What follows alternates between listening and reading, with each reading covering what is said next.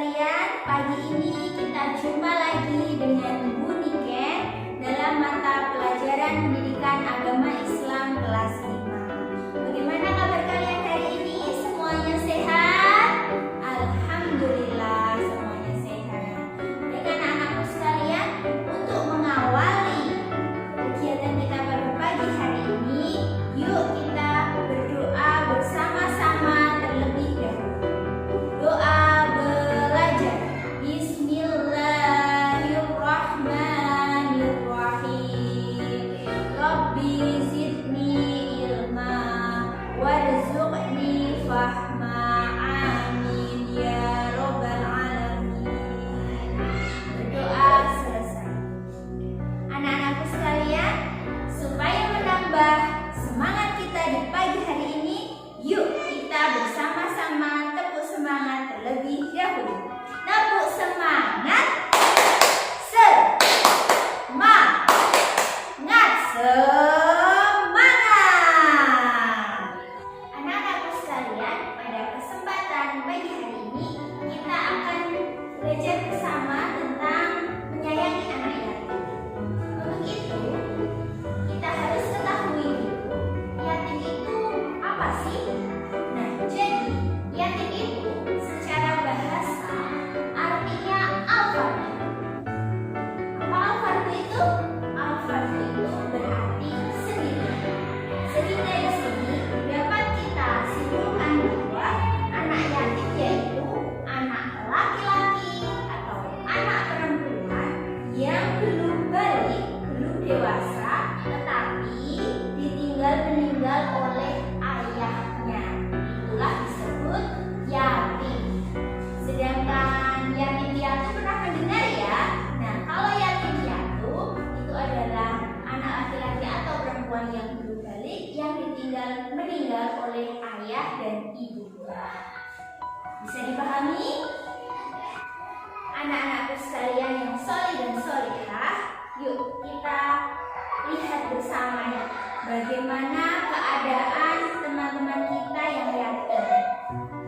Saudara-saudara kita yang yatim, tentu keadaannya sangat berbeda dengan kita yang orang tuanya masih lengkap ya, yang bisa merasakan kasih sayang ayah, ibu, bisa dirawat oleh mereka.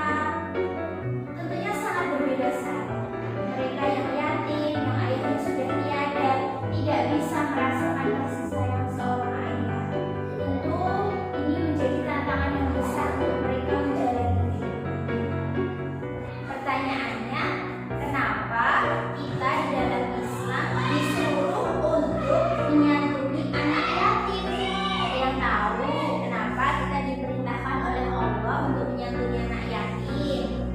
Ya, jawabannya adalah selain itu memang karena perintah dari Allah SWT, tentunya dengan kita menyantuni anak yatim, kita dapat memperoleh kesempatan ke surga dengan lebih besar. Nah, jadi bisa membuka pintu-pintu surga untuk kita.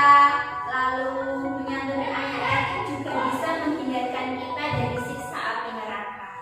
Pahalanya besar sekali sehingga membuat kita berpeluang masuk surga lebih besar. Itulah kenapa kita diperintahkan Allah untuk menyantuni anak yatim.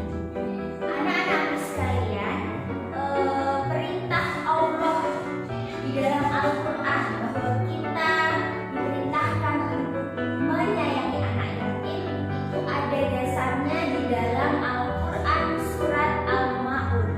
Nah, yuk sekarang kita saksikan video yang Bu Niken buat menggunakan AI ini bersama-sama. Di sini Bu Niken menerangkan tentang Quran surat Al-Ma'un.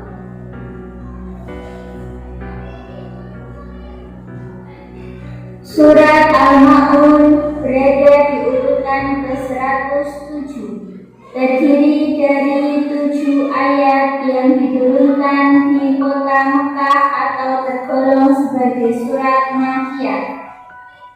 Demikian tadi videonya sudah kita saksikan bersama. Kita jadi lebih paham tentang surat Al-Ma'un ya. Itu adalah surat ke-107 di Al-Quran dan lain sebagainya. Penjelasannya sudah ada tadi di dalam video. Yuk sekarang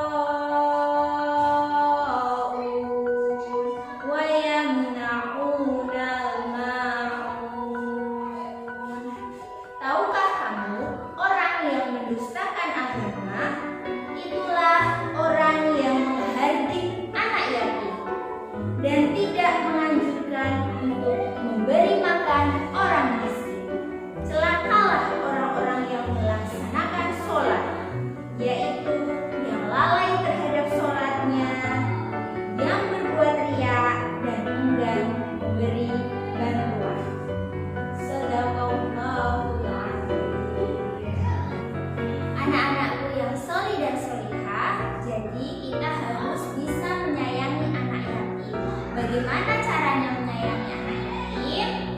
Kita harus berbuat baik kepada mereka. Terus tidak boleh sewenang-wenang ya.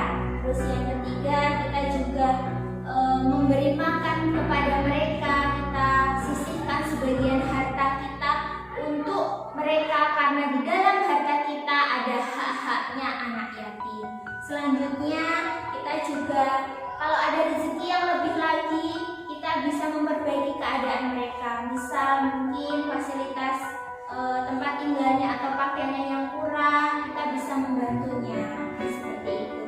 Lalu yang jelas pada surat Al-Maun tadi, kita harus